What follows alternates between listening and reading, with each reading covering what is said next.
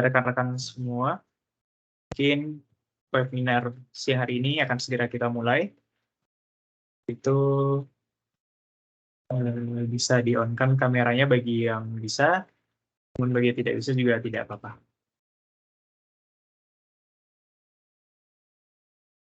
Suara saya terdengar ya, Mas Lalu?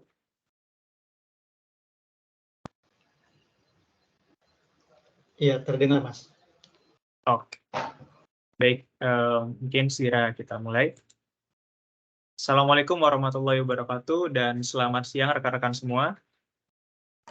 Terima kasih telah bergabung bersama kami dari PT Lereng Nusantara Konsultan atau lebih dikenal dengan Lenusa Consulting pada webinar mengenai groundwater modeling for mining. Untuk memulai kegiatan kita pada siang hari ini, langkah baiknya kita berdoa terlebih dahulu. Berdoa dipersilakan.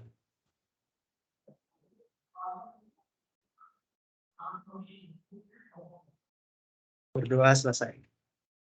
Baik, perkenalkan, nama saya Aldino Kalisa Putra. Saya merupakan salah satu tim dari Lenusa Consulting.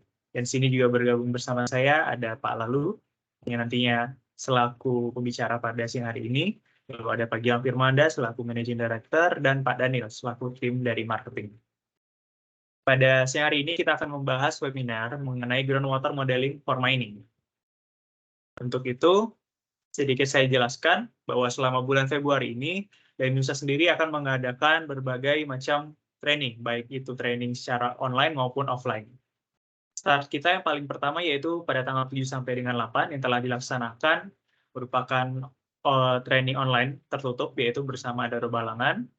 Lalu selanjutnya untuk training kedua hari ini telah dilaksanakan yaitu webinar mengenai groundwater modeling for mining, dan nanti akan diteruskan ataupun akan dipelajari lebih lanjut yaitu pada tanggal 20 sampai dengan 21 mengenai mine groundwater modeling. Untuk itu saya juga akan menjelaskan sedikit mengenai offline yang akan kita adakan selama lebih kurang 3 hari. Ada 2 training offline yang akan kita laksanakan selama di Bali. Yang pertama training offline pada tanggal 22 sampai dengan 24 mengenai stabilitas dari bendungan, tanggul maupun TSF. Ini akan dilaksanakan selama 3 hari di Bali, dan akomodasi untuk hotel, penginapan, dan juga training akan ditanggung semua.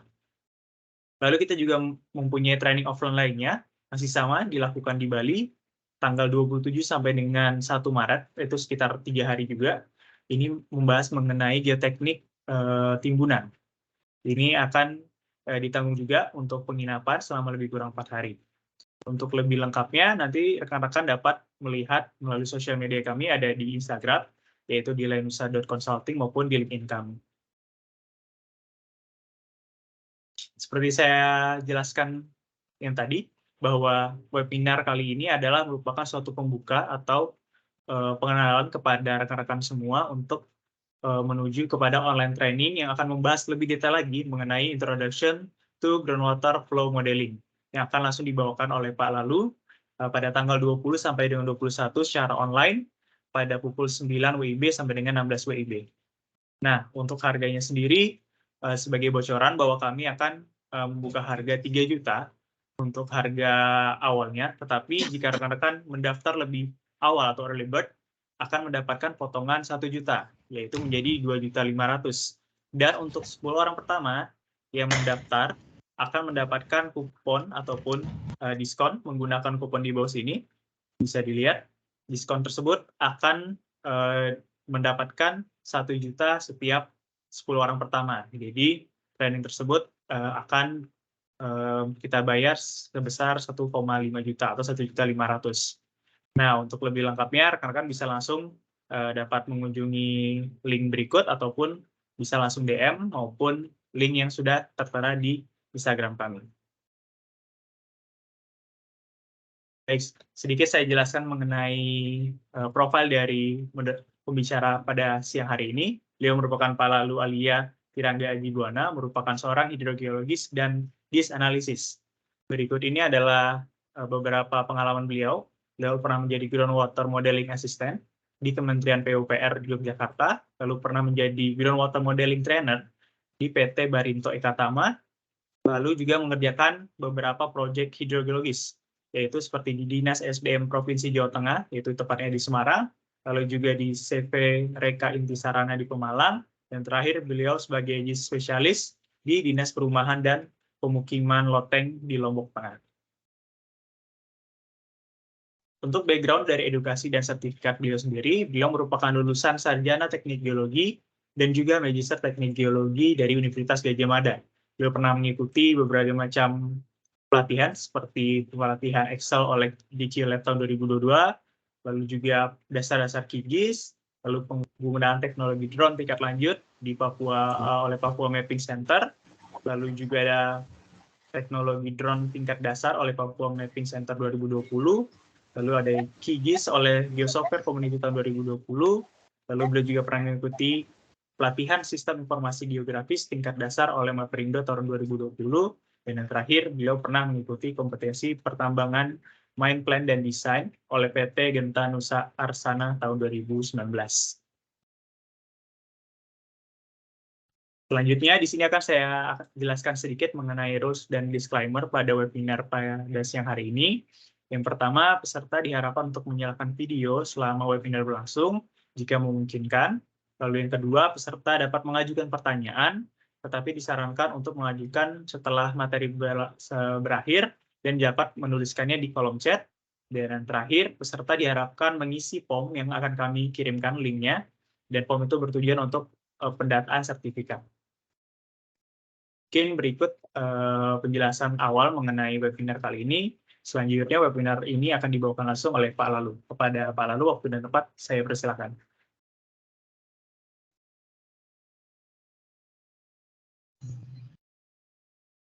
Baik, terima kasih Mas Aldino atas kesempatannya. Selanjutnya izin saya share screen.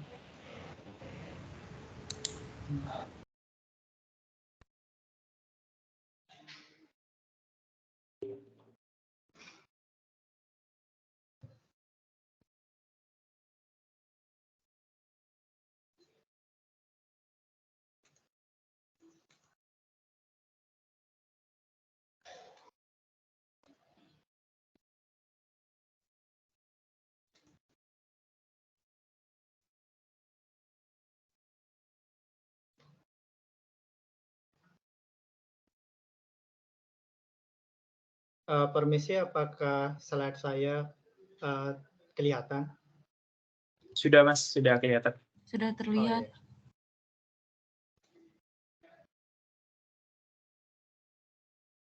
Oke, baik. Bismillahirrahmanirrahim. Assalamualaikum warahmatullahi wabarakatuh. Selamat siang, rekan-rekan semua. Warahmatullahi. Pada kesempatan kali ini, saya Lalu Alia Tirangga Aji Buana akan membawakan topik mengenai groundwater modeling sebagai pengantar untuk mengetahui tentang pemodelan air tanah khususnya di bagian tambang. Langsung saja. Ya, sebelum kita mengenal lebih jauh, perlu kita tahu dulu fondasinya atau dasar-dasarnya, dasar-dasar yang ada pada pemodelan air tanah tersebut. Nah, Jadi sebenarnya pemodelan air tanah, ya kalau kita cermati pemodelan air tanah tersebut terdiri atas dua kata, yaitu pemodelan dan air tanah. Pemodelan sendiri itu artinya kita menyederhanakan dari sesuatu yang kompleks. Jadi sistem yang kompleks di alam itu, kondisi alam itu pasti kompleks. Kemudian disinilah peran dari yang namanya model itu untuk menyederhanakan dari sesuatu yang kompleks tersebut.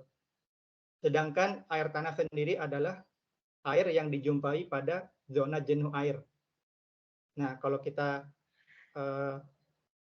ingat kembali materi hidrogeologi,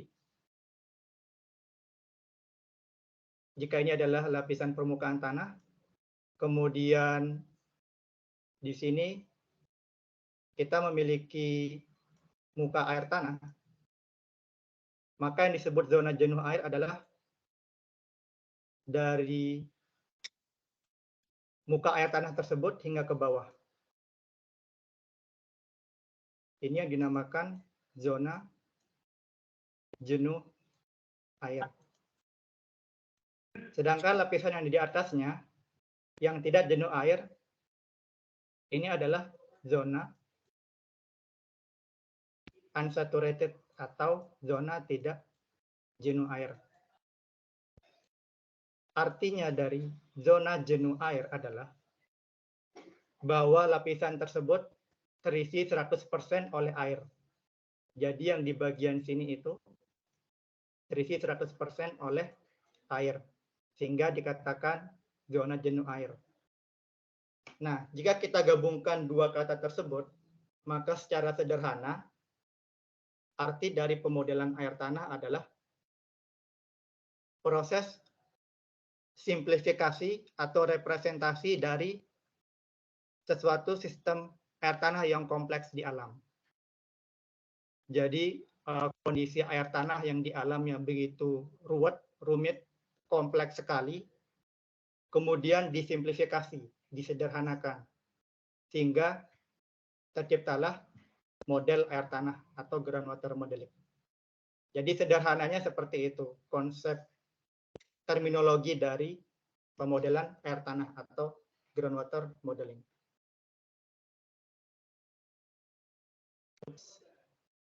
Nah, karena dikatakan model air tanah, berarti model tersebut tidak sama dengan yang originnya atau yang kondisi aslinya di alam. Maaf Pak Lalu. Iya Mbak. Slide-nya tidak jalan Pak, bisa diulang ke Pak? Atau memang masih di slide pertama ya? Kalau sekarang slide-nya berpindah enggak Mbak? Belum Pak, belum pindah Pak. Oh iya. Mungkin bisa dipilih di share screen-nya yang window Pak Lalu. Oh, iya, atau baik, di Mas. screen. Ya.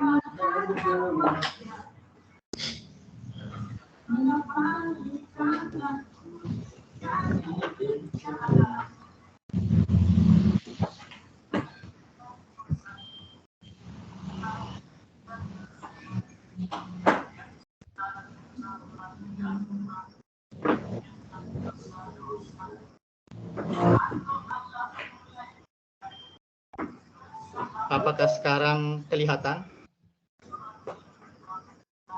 Sudah Pak, sudah kelihatan di bagian sekarang yang terlihat yang di ya. Oh iya. Oke. Oke. Ya. Baik, karena dikatakan model air tanah, maka model tersebut tidak sama persis dengan originnya atau kondisi aslinya yang ada di alam. Jadi itu hal yang perlu kita garis bawahi dari arti kata model air tanah. Jadi model air tanah itu sendiri sebenarnya hanya sebuah tool atau sebuah alat untuk memahami kompleksitas dari sistem air tanah yang ada di alam. Jadi analoginya kalau kita ibaratkan seperti gambar mannequin ini, jadi mannequin itu adalah replika dari manusia. Jadi mannequin itu sendiri adalah model, sedangkan manusia itu adalah yang originnya. Jadi dapat dikatakan seperti itu. Jadi model air tanah itu adalah sebuah tool untuk memahami kondisi air tanah di alam secara sederhana.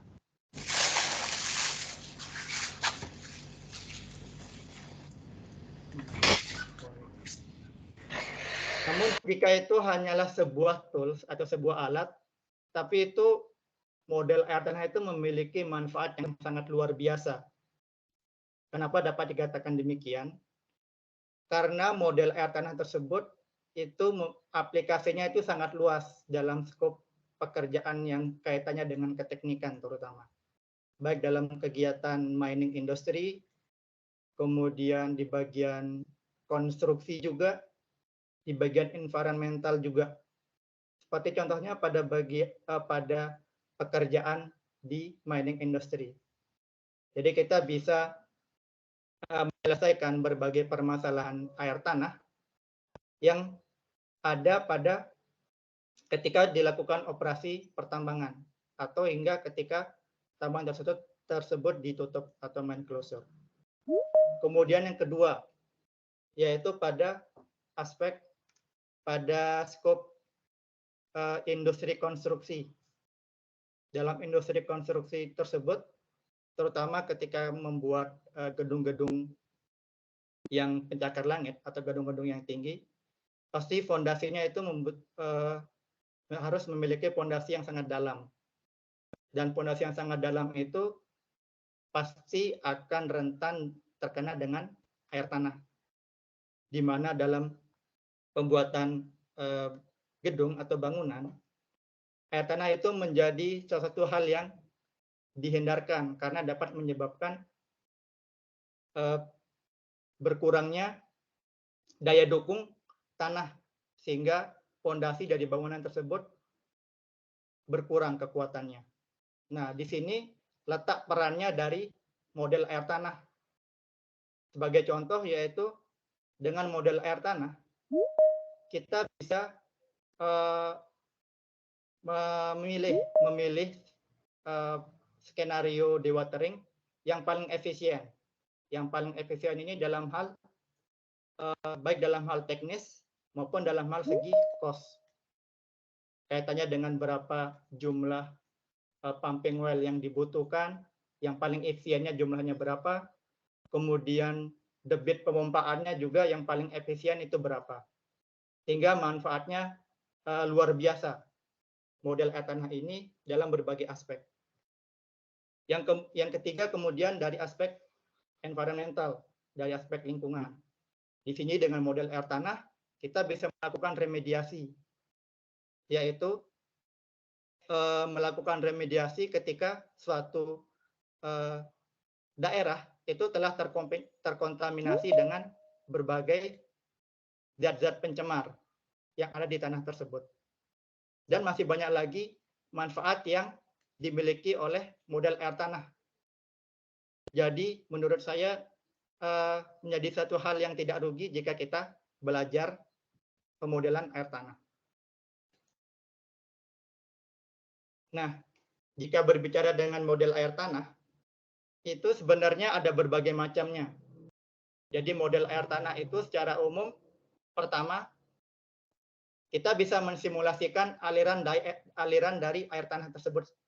Jadi dikatakan sebagai groundwater flow model. Jadi kita mensimulasikan alirannya, aliran air tanahnya ini sendiri. Kemudian yang kedua yaitu deformation model, yaitu kita bisa mensimulasikan deformasi tanah akibat pengaruh dari ekstraksi air tanah itu sendiri. Kemudian yang ketiga, mass transport model. Model air tanah juga dapat mensimulasikan pergerakan kontaminan yang ada dalam air tanah. Jadi dalam mass transport model ini kita mengetahui seberapa jauh pergerakan dari kontaminan tersebut dari titik sumber pencemar hingga di waktu yang akan datang. Yang kemudian yang keempat yaitu head transport model. Dalam model air tanah kita juga dapat mensimulasikan head transfer. Tentunya ini berguna juga dalam kegiatan industri panas bumi karena air juga menjadi komponen yang penting dalam pembentukan sistem panas bumi. Dan pemodelan head transport model ini juga menjadi hal yang sangat bermanfaat dalam industri panas bumi tersebut.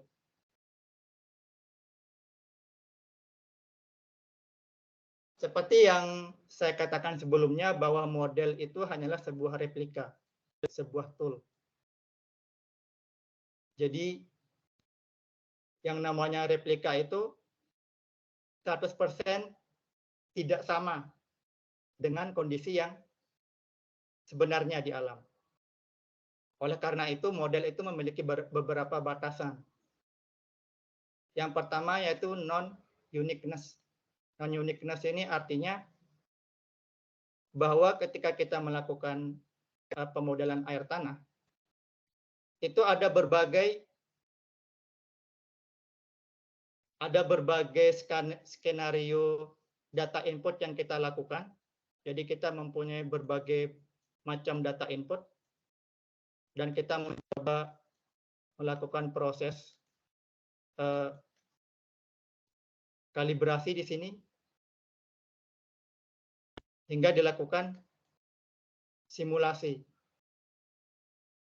Dan hasilnya itu juga ada berbagai macam result dari hasil pemodelan tersebut. Jadi dari berbagai macam data input ini, itu bisa jadi akan menghasilkan hasil yang sama. Artinya misalkan skenario pertama, kemudian skenario kedua, skenario pertama dengan data begini, kemudian model konseptualnya seperti ini, skenario kedua data seperti ini, kemudian model konseptual seperti ini, atau bisa jadi grade seperti ini, itu bisa jadi hasilnya akan bisa jadi sama. Karena ini adalah proses pemodelan. Dalam hal ini pemodelan biasanya yang dipakai adalah pemodelan numerik. Jadi di sini penting adanya tidak hanya mengandalkan hasil kalibrasi model, tapi di sini pentingnya ada professional judgment. Professional judgment artinya kita menginterpretasi apakah model yang telah kita buat itu logis atau enggak dari berdasarkan aspek geologi dan hidrogeologi. Yang kedua kemudian uncertainty. Nah, jadi uncertainty ini artinya karena model kita itu adalah berupa replika. Jadi ibaratnya kalau kita mau membuat, misalkan ibaratnya mau membuat adonan kue. Nah, adonan kue ini kalau jadi ada dua kue, jadi kue yang atau gini aja, contohnya adalah kita memodelkan manusia, yaitu antara manekin dengan manusia itu sendiri.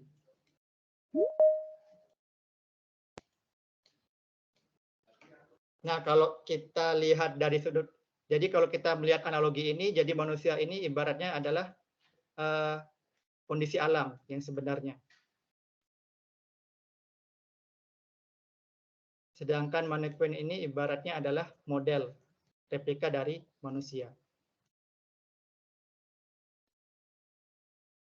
Kalau kita berbicara manusia, dalam hal ini kondisi alam, itu ada berbagai banyak aspek yang membangun sistem tersebut. Dalam hal ini manusia tersebut.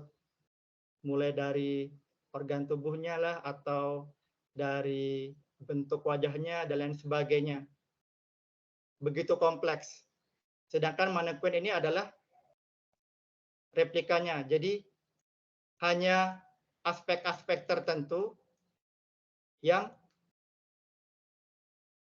dimunculkan di mannequin ini dari berbagai banyak aspek yang ada pada manusia. Jadi berarti tidak semua aspek yang digunakan. Nah, dalam hal ini, kaitannya dengan hal tersebut, kita bisa menarik kesimpulan bahwa model itu tidak ada yang benar, tidak ada yang salah. Tidak ada yang benar, tidak ada juga yang salah. Karena kenapa? Karena model itu adalah replika.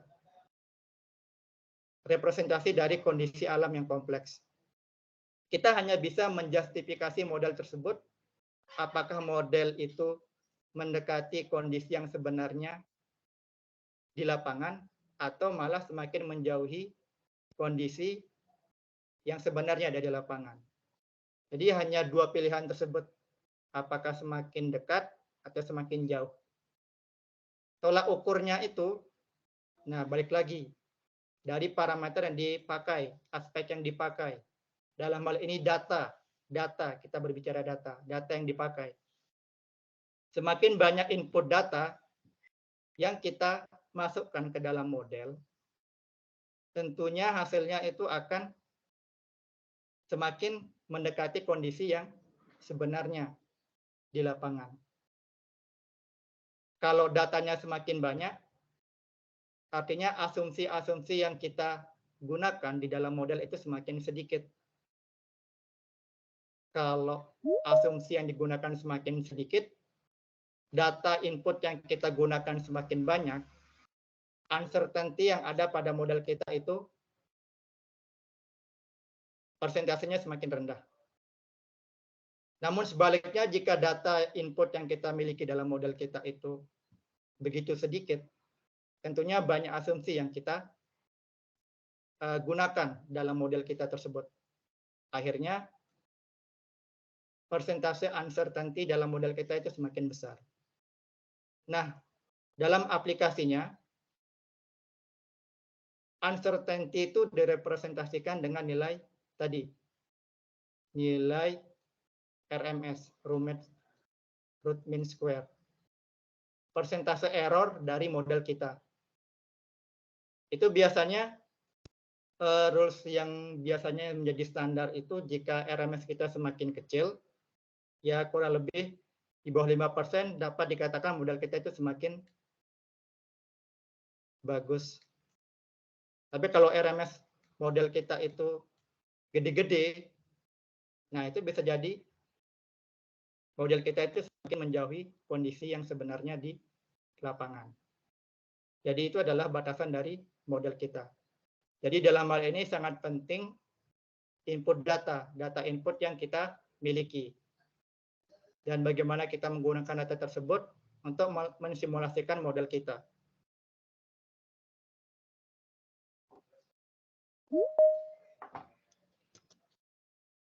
Kemudian setelah kita mengenal apa sih itu model air tanah dan macam-macamnya, selanjutnya kita mencoba tengok apa sih prinsip-prinsip yang ada di dalam pemodelan air tanah. Dalam hal ini pemodelan aliran air tanah.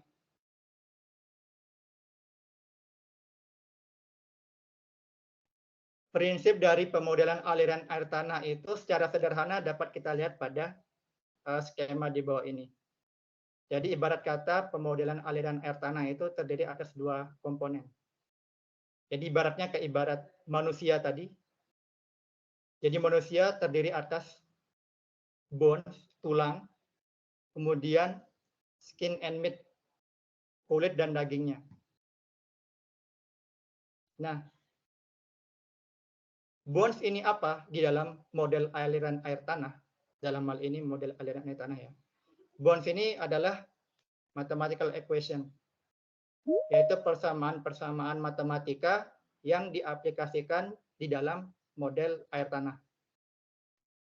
Tapi sebuah model air tanah Jika hanya tulangnya doang, itu kelihatannya tidak cantik modelnya.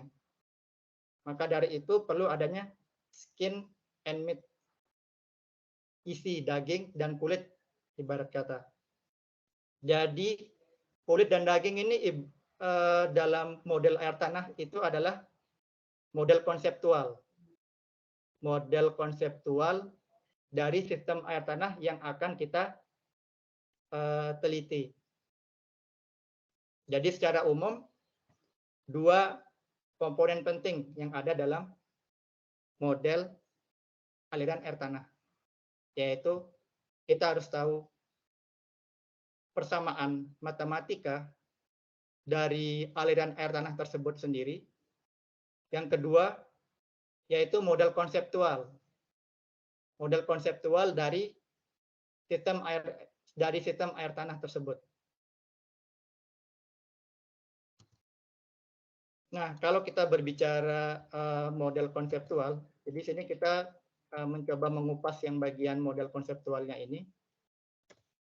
Jadi secara umum komponen dari model konseptual ini terdiri atas 3 aspek ini, yaitu boundary condition, yaitu kondisi batas. Jadi dalam hal ini kondisi batasnya bisa berupa specified head, specified flow, atau head dependent flow. Sebagai contoh misalkan ini specified head ini salah satunya adalah constant head.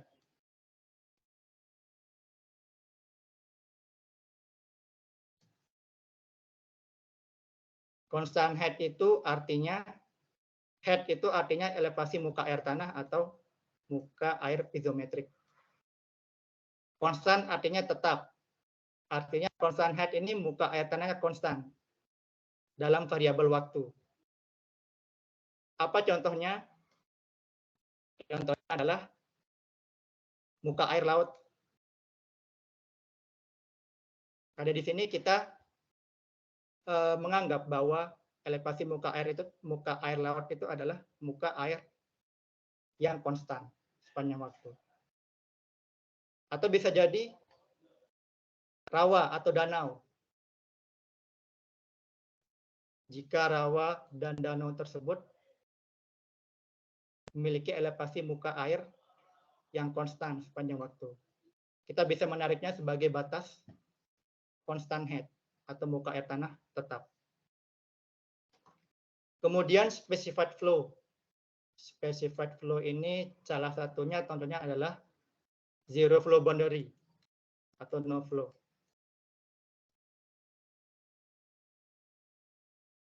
Zero itu nol, flow itu aliran. Jadi aliran nol. Aliran nol itu kayak gimana sih maksudnya?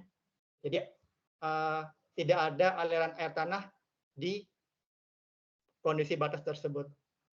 Itu sebagai contoh, misalkan kita memiliki kondisi geologi di mana di sini kita punya batuan beku yang kompak. Kemudian di bagian sini adalah endapan aluvial.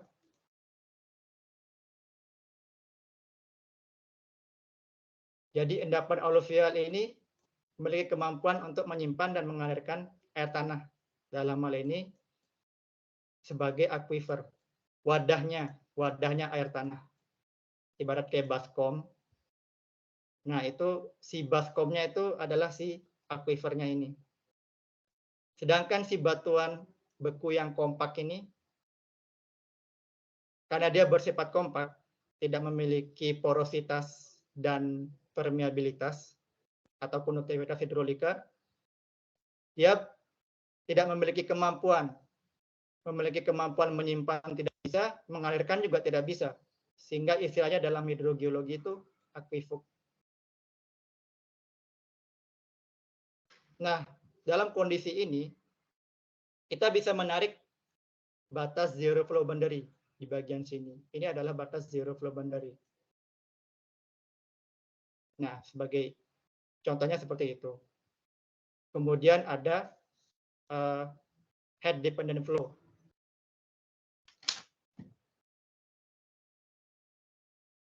Nah, head dependent flow. Jadi ada berbagai kondisi batas. Terus apa fungsinya kondisi batas dalam model? Itu nanti kita bicarakan selanjutnya. Kemudian selain boundary condition, dalam model konseptual juga ada satuan hidrostratigrafi, yaitu penamaan satuan batuan dilihat dari kemampuan hidrolikanya, kemampuan menyimpan dan meloloskan air dari batuan tersebut. Jadi bisa dikategorikan sebagai aquifer, aquitard, aquiflow maupun aquifug. Kemudian propertiesnya, hidrolik propertiesnya, yaitu dalam hal ini nilai konduktivitas, kemudian porositas, spesifik yield, spesifik storage, dan lain sebagainya, yang kaitannya dengan hidrolik properties. Kemudian water budget components, yaitu bisa berupa laju imbuhan air tanah itu sendiri berapa. Kemudian precipitation, curah hujan, besarnya curah hujan di daerah model yang akan kita lakukan. Kemudian tingkat penguapan atau evapotranspirasi, dan runoff, besarnya laju limpasan air permukaan. Nah, jadi kalau kita kelompokkan, ini itu dalam modal konseptual, itu kita perlu data hidrogeologi,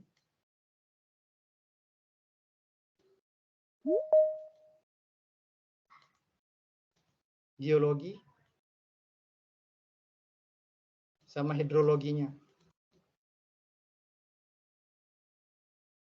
Hidrogeologinya seperti jenis aquifernya apa, kemudian nilai hidrolik propertiesnya gimana, boundary conditionnya, geologinya, batuannya apa, kemudian hidrologi itu katanya dengan data-data climate seperti precipitation dan lain sebagainya. Nah, jadi seperti yang aku sampaikan sebelumnya, jadi data-data input yang diperlukan untuk kita membangun sebuah model konseptual itu secara umum bisa kita klasifikasikan tiga komponen ini, yaitu dari aspek hidrogeologinya, kemudian geologinya sendiri, sama hidrologinya.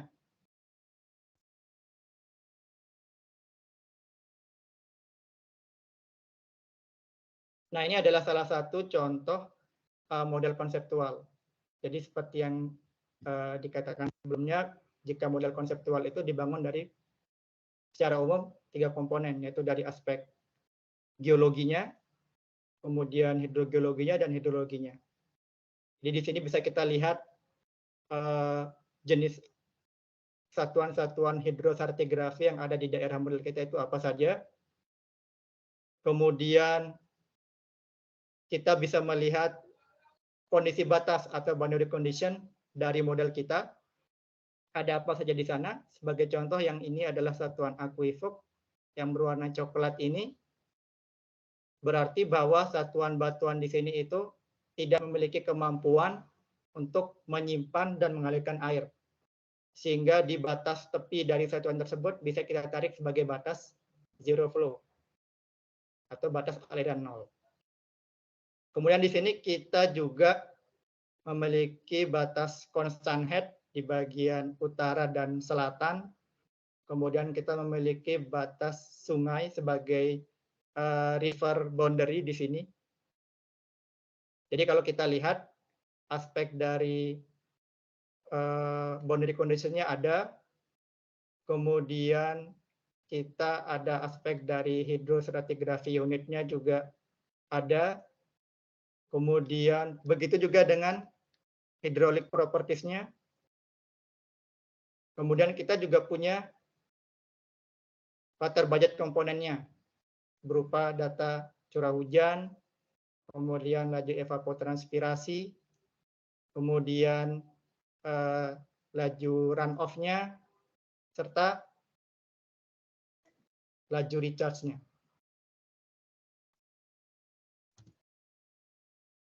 Dan kita juga dari model konseptual itu kita bisa sajikan dalam bentuk 3 dimensi seperti tadi, atau dalam bentuk 2 dimensi. Tapi sebisa mungkin dari model konseptual yang kita buat itu, kita harus memiliki ketiga komponen tersebut, yaitu komponen hidrogeologinya, geologi, dan hidrologi. Ada kondisi batasnya, ada satuan aquifer, satuan hidrostratigrafi yang ada di daerah model kita, kemudian ada beserta nilai hidrolik propertiesnya, kemudian kita juga ada komponennya, aspek hidrologinya. Nah, setelah kita membangun suatu model konseptual, setelah kita membuat scheme dan MIP-nya ini, model konseptual kita itu tidak bisa jalan tanpa adanya mathematical equation ini, tanpa adanya tulang ini. Jadi perlu dalam model, terutama model aliran air tanah, kita harus tahu konsep matematika atau persamaan matematika yang ada di dalam model yang akan kita buat. Dalam hal ini model aliran. Jadi dalam model aliran air tanah itu secara umum 2 persamaan matematika yang dipakai, yaitu hukum Darcy sama hukum kontinuitas atau mass conservation. Jadi hukum Darcy itu, jadi secara sederhana seperti ini. Jadi Q sama dengan K dikali I kali A. Jadi Q itu adalah debit air yang lewat. Ini Q itu debit.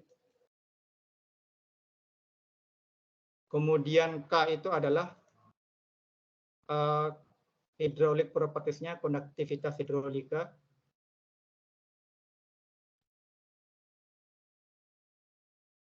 Itu adalah gradian hidrolika.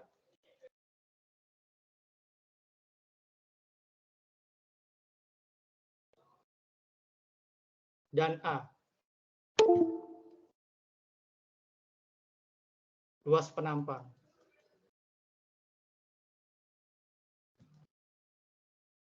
Jadi itu hukum Darcy. Jadi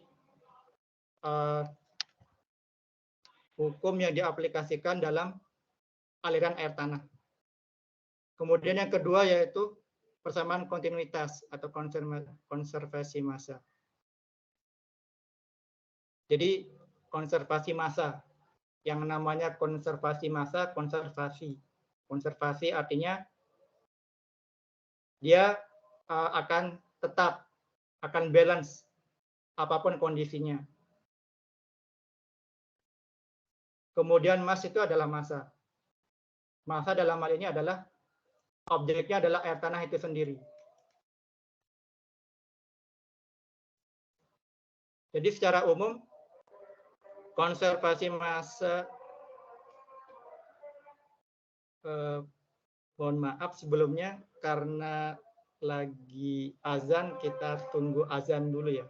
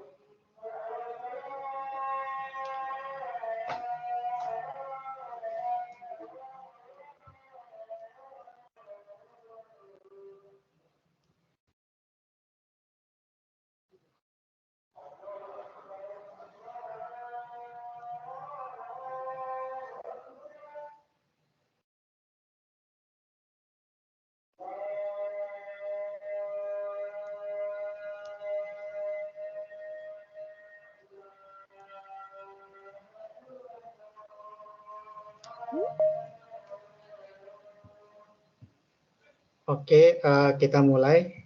Jadi persamaan kontinuitas itu adalah sesuatu yang masuk sama dengan kurangi sesuatu yang keluar itu sama dengan perubahan storage-nya. Jadi ibaratnya ini adalah sebuah aquifer atau wadahnya air tanah. Ada sesuatu yang masuk, key in, kemudian ada sesuatu yang keluar, key out. Key in atau debit yang masuk kurangi debit yang keluar itu sama dengan perubahan storage-nya, cadangan air tanah. Dalam hal ini karena aliran air tanah itu ada dua tipe, yaitu steady flow. Steady flow artinya tidak berubah terhadap waktu, kemudian unsteady atau transient itu berubah terhadap waktu. Kalau steady itu dia delta S-nya sama dengan 0. Kalau yang transient itu yang tidak sama dengan 0. Jadi dua persamaan ini yang dipakai dalam simulasi aliran air tanah. Nah, jadi ketika kita melakukan pemodelan aliran air tanah, jadi ketika kita sudah memiliki model konseptual dari data-data yang kita miliki, kemudian dengan persamaan matematika aliran air tanah, kemudian dibantu dengan metode numerik. Jadi biasanya karena kecanggihan komputer saat ini, jadi metode yang dipakai untuk memproses persamaan matematika itu menggunakan metode numerik. Jadi yang paling sering itu biasanya pakai metode numerik. Sehingga didapatkan metode numerik dari aliran air tanah kita. Nah, metode numerik itu apa sih? Nah, jadi metode numerik itu dalam simulasi model air tanah itu ada berbagai macam. Jadi ibaratnya metode numerik itu kita mendiskritisasi model konseptual kita itu dalam bentuk grid. Grid-nya itu ada yang tipenya finite difference. Jadi finite difference itu analoginya kayak sebuah kubus yang punya blok-blok gitu, kotak-kotak. Nah, itu adalah finite difference. Nah, finite difference ini itu dia ada berbagai prosnya. Pertama jadi finite difference ini hanya sebuah kode program komputer yang dibuat oleh USGS. Namanya dalam kode ini mode flow, modular finite difference flow. Nah, itu prosnya itu dia open source. Jadi yang dibuat oleh si USGS itu dia open source kode programnya. Kemudian dia simple karena hanya membuat sebuah grid block. Kemudian cocok dipakai untuk mass konservatif dan berbagai yang lainnya. Terutama yang di highlight ini adalah open source dan simple. Sedangkan kontranya itu dia dalam proses diskritisasinya itu dia nggak efisien dibanding grid-grid yang lain. Kemudian kalau kita punya model konseptual geologi yang kompleks dengan pakai finite difference itu kurang cocok karena dia simple. Kemudian only support global refinement. Jadi artinya dalam membuat diskritisasi grid itu ada kalanya kita melakukan proses refinement, menghaluskan grid kita. Jadi seperti yang kita lihat pada gambar ini, kita objek yang kita mau refine itu bagian sini, tapi yang ikut ke refine itu yang bagian sini dan bagian sini. Jadi itu namanya global refinement. Nah, kemudian kalau dia kondisi aquifernya anisotropi, jadi harus sejajar dengan grid kita. Itu contohnya dalam itu penggunaan finite difference itu ada di dalam program Modeflow ini, baik yang versi 96, Modeflow 2005, dan bahkan yang terbaru. Kemudian ada finite element. Nah, finite element ini bentuknya kayak gini, kayak triangular gini. Nah, itu prosnya adalah dia cocok untuk model konseptual yang variatif stratigrafinya. Misalkan dia ada slope atau dia ada punya pinch out yang banyak. Jadi bisa dikatakan kalau model geologinya cukup kompleks itu lebih cocok pakai finite element. Tapi kontranya adalah ini si finite element ini itu dalam programnya itu namanya vFlow itu dia proprietary alias bukan open source. Kemudian kontranya itu dia velocity dari aliran air tanahnya itu ada discontinue pada bagian boundary dari model kita. Kemudian yang terbaru itu adalah finite volume. Jadi finite volume itu dia formatnya unstructured control volume. Pro-nya itu dia open source. Kemudian ketika kita melakukan proses refinement itu dia fleksibel. Jadi ketika kita mau merefine objek tertentu, ya yang terrefine itu ya objek itu doang, enggak keikut yang bagian grid yang lain kayak global refinement tadi. Jadi cukup mirip kayak similar to finite difference itu yang ini. Jadi di finite volume itu ada dua tipe, ada Voronoi grid kayak seperti ini, kemudian Q grid seperti ini. Kemudian kontranya itu more complex solution, berarti kalkulasi numeriknya itu dia butuh waktu yang kompleks. Kemudian secara komputasi juga itu. Kemudian dalam metode grid finite volume itu ada di source code ini, kode program yang Modflow USG yang terbaru, yang Modflow USG sama yang 6. Jadi tergantung kita lihat dari kondisi geologi kita. Kita mau pilih grid tipe yang mana. Jadi seperti contoh yang ini, finite difference. Kemudian ini finite difference yang global refinement. Kemudian ini adalah yang tipe yang unstructured grid. Jadi yang kerifan itu bagian objek-objek interest aja. Kemudian ini adalah finite element. Seperti kurang lebih seperti ini bentuknya. Dan kemudian untuk workflow dari model aliran air tanah itu seperti ini. Jadi kita tentukan secara umum tentukan tujuan dulu, kemudian menentukan parameternya apa. Data-data yang kita miliki itu juga mengkompilasi data, kemudian kita membuat suatu model konseptual, kemudian kita melakukan simulasi model, kemudian kita melakukan kalibrasi model. Nah, di sini bagian paling penting dari suatu model, yaitu kalibrasi. Seberapa dekat model yang kita buat dengan kondisi yang nyatanya sebenarnya di lapangan. Dalam hal ini, kalau kita membuat model aliran air tanah, jadi kita mengkalibrasinya dengan data observasi muka air tanah yang terukur di lapangan. Jadi antara muka air tanah yang dari model dibandingkan dengan muka air tanah dari lapangan itu persen errornya seberapa besar. Kemudian software introduction. Jadi seperti yang aku sampaikan sebelumnya, jadi secara umum dalam berbagai software model air tanah, pemodelan air tanah itu yang paling populer yang dua ini.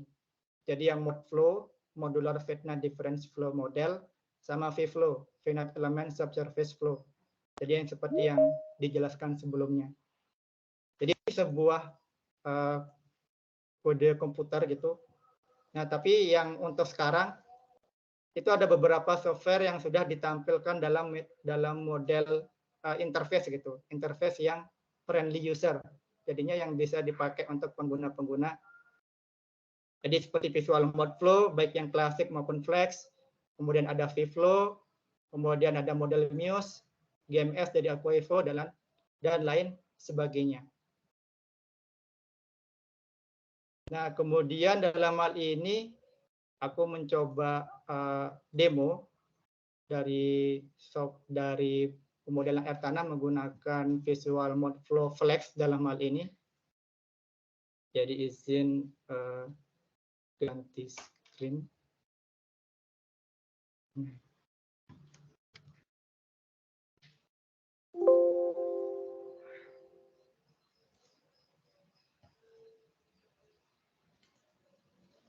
Nah, ini sedikit gambaran dari, ini kelihatan nggak sekarang yang Modflow Flex-nya? Kelihatan Pak, aman. Oh iya. Jadi ini tampilan interface dari Modflow Flex-nya. Jadi secara umum Modflow Flex itu menyediakan beberapa tools yang cukup bermanfaat bagi para user.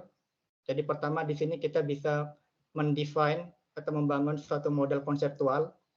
Di sini kalau kita bisa lihat, di sini kita bisa membuat model konseptual dari daerah penelitian kita. Jadi dari data-data seperti yang aku sampaikan sebelumnya, ada data geologi, hidrologi, kemudian kita gabungkan, itu kita bisa buat suatu model konseptual. Seperti contoh, itu seperti ini.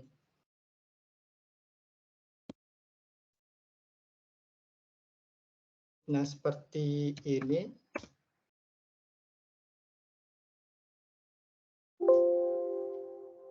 Jadi di sini kita bisa kita bisa menentukan layernya apa aja dari data yang kita miliki, entah itu data logbore atau data geolistrik atau data pengamatan geologi lapangan dan sebagainya. Kemudian bisa dibuat suatu layer masing-masing layer dari satuan hidrostratigrafinya. Nah, di sini dari ini juga kita bisa tampilkan base map-nya. Jadi foto udaranya, kalau teman-teman semua punya base map dari daerah penelitian juga kita bisa tampilkan. Jadi bisa dibuat interaktif. Kemudian di sini kita hal yang menarik dari Visual Morphoflex ini adalah kita bisa mengimport data-data yang berbasis GIS. Jadi di sini ada menu pilihan import data. Jadi kita jika data-data input data kita itu berbasis GIS, kita bisa mengimport data-data tersebut. Atau kita bisa membuat data itu sendiri dengan create new data object ini, atau kita bisa membuat create surface dari batas kontak dari satuan batuan kita. Jadi itu hal yang cukup menarik dari Visual Morphoflex ini.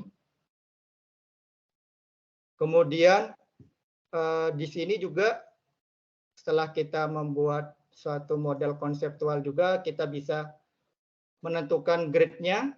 Jadi seperti yang disampaikan sebelumnya, ada berbagai tipe grid. Jadi kita bisa pakai finite difference, kita bisa pakai finite element, kemudian bahkan grid-nya terbaru yaitu bisa pakai yang V-grid, Voronoi grid, atau yang Q-grid. Nah, ini balik lagi nanti tergantung dari apa istilahnya, engine yang kita pakai tadi. Jadi kalau yang Modflow versi terbaru itu dia hanya support yang grid ini. Kalau yang Modflow versi lama dia nggak support grid-grid yang baru ini. Dan biasanya di Visual Modflow itu kalau kita teman-teman semua pernah coba Visual Modflow klasik, itu yang disediakan hanya finite difference saja. Kita nggak bisa bermain di finite element, bahkan di grid-grid yang baru ini. Ini salah satu kelebihan yang ada di Morphoflex. Kemudian kita bisa mengkonvert dari model konseptual kita tadi yang telah kita buat sebelumnya menjadi suatu model numerik setelah kita mendiskritisasi model kita. Jadi di sini dan tampilannya juga cukup interaktif, jadi user friendly. Jadi disediakan step-step yang runtut ketika kita mulai dari input data, kemudian melakukan analisa sehingga keluar hasil.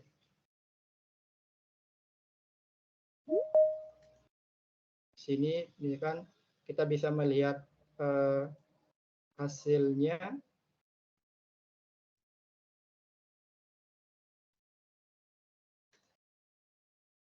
Seperti ini, head atau muka air tanahnya bisa dalam bentuk tampilan 3D atau dalam tampilan 2 dimensi.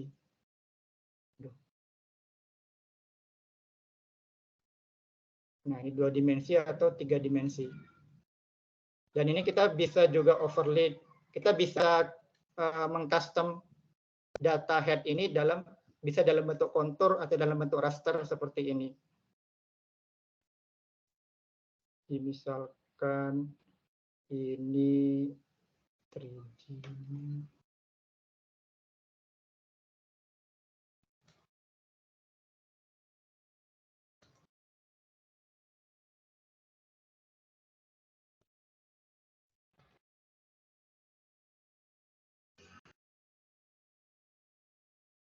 Ini kita bisa ekspor konturnya juga, dan konturnya itu kita bisa pakai untuk analisa selanjutnya.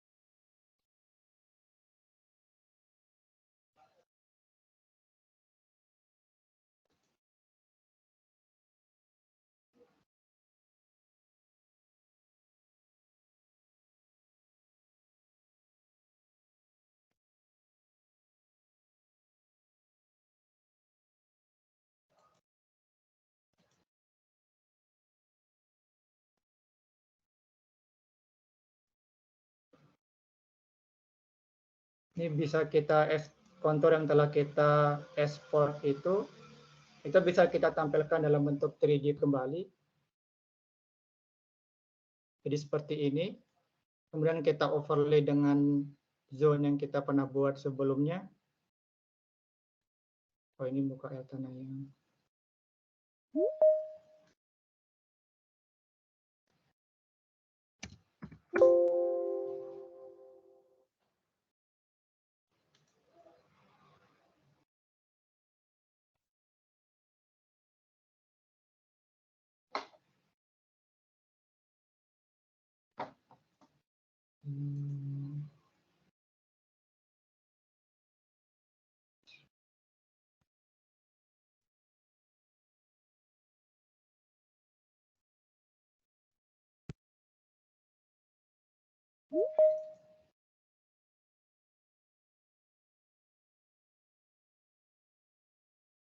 Kan di sini kita import. Ya, kalau kita ekspor juga menyediakan berbagai format, entah dalam SHP atau DXF dan lain sebagainya.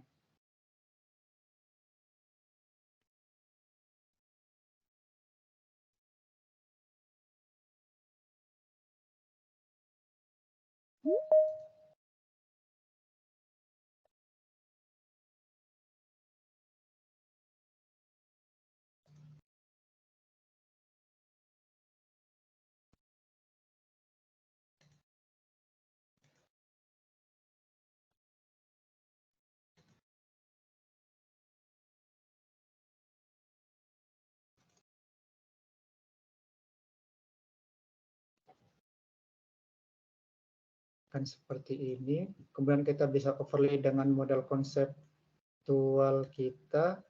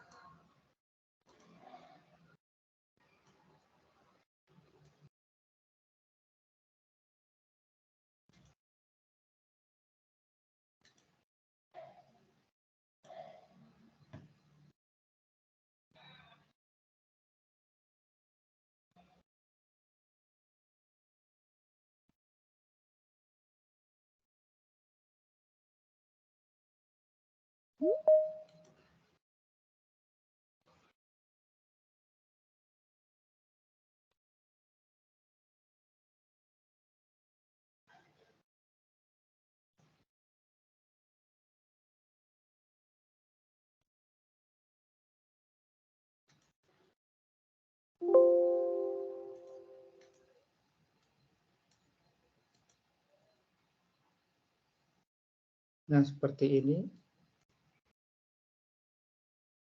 Kemudian tambahkan dengan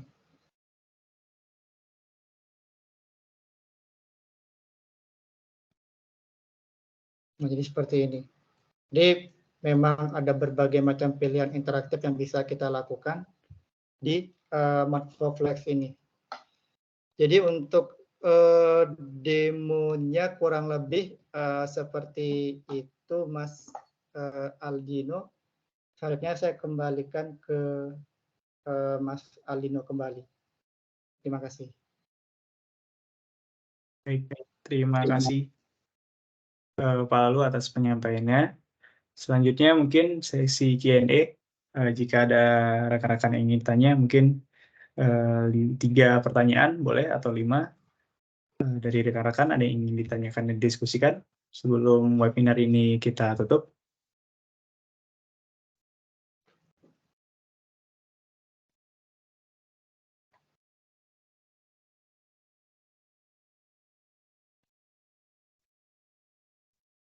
Ya. Pak Lalu, ada yang bertanya melalui kolom chat, boleh dilihat.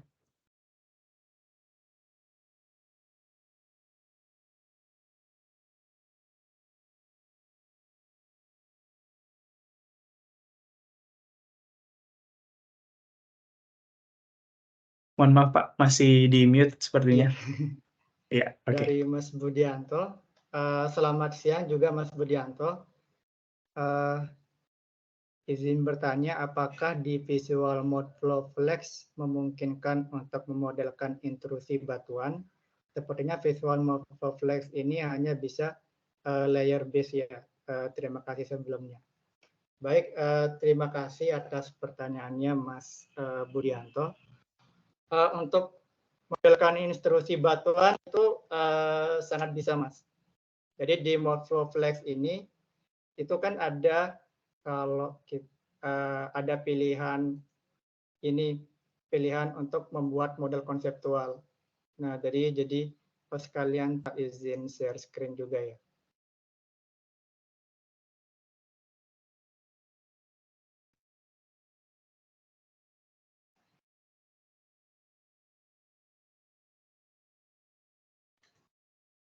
Nah, jadi model konseptual yang dibuat dari si Morphoflex itu tidak hanya terbatas pada layer base aja, itu juga berbagai tipe kondisi geologi itu sebenarnya bisa, tapi memang perlu ada hal-hal yang perlu kita perhatikan dalam membuat model konseptualnya. Karena di sini itu yang aku mau highlight itu mungkin di bagian mana? Misalkan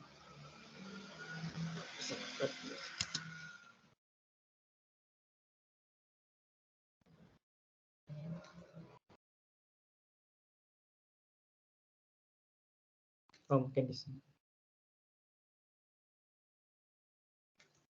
Nah, jadi di Morphoflex itu menyediakan berbagai aturan ketika kita membuat suatu layer geologi di sini. Jadi bisa dilihat itu ada pilihan erosional.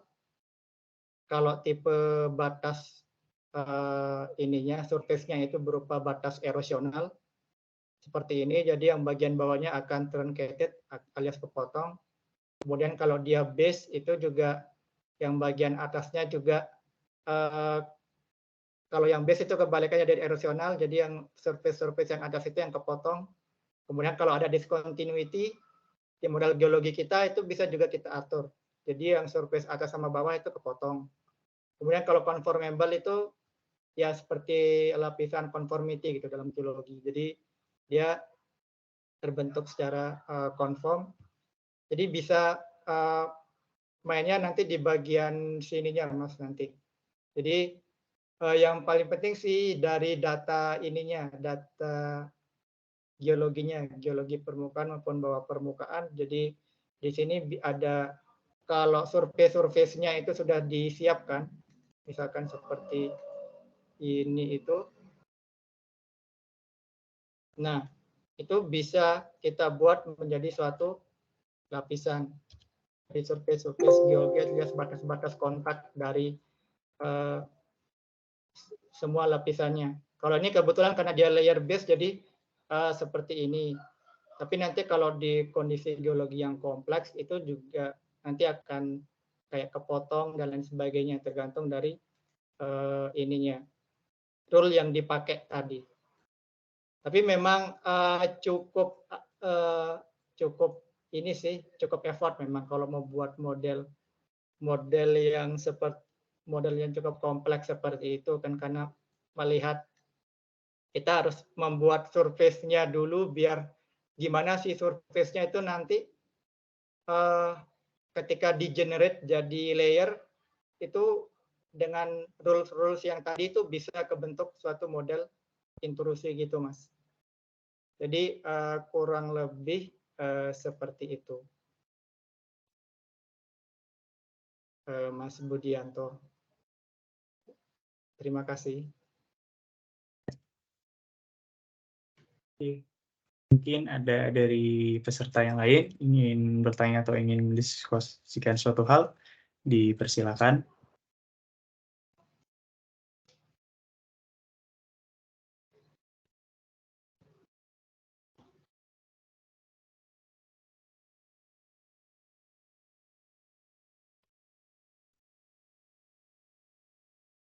Di sini saya sambil izin share screen juga, Mas. Oh iya. Iya. Nah, mungkin untuk lebih detailnya nanti kita akan lebih bahas lebih dalam lagi, apalagi penggunaan software di Marketplace-nya bersama Pak Lalu juga.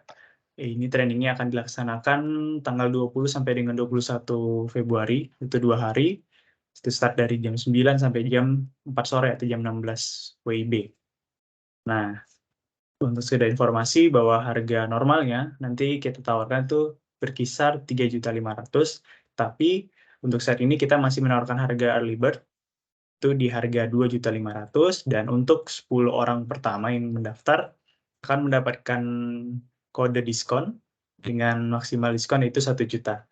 Nah, untuk rekan-rekan yang sekiranya ingin mempelajari groundwater flow modeling ini lebih dalam, nanti bisa langsung mendaftar di sini, atau ingin tanya-tanya dulu bisa langsung DM di Instagram kami di lenusa.consulting. Mungkin apakah masih ada yang ingin didiskusikan atau ditanyakan?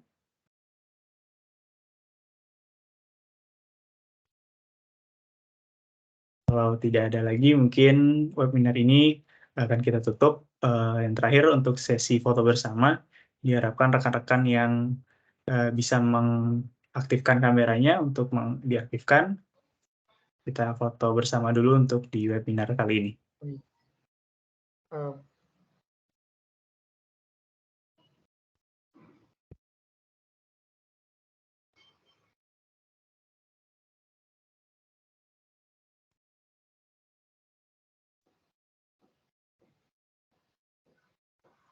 Oke, ada lagi yang masih bisa?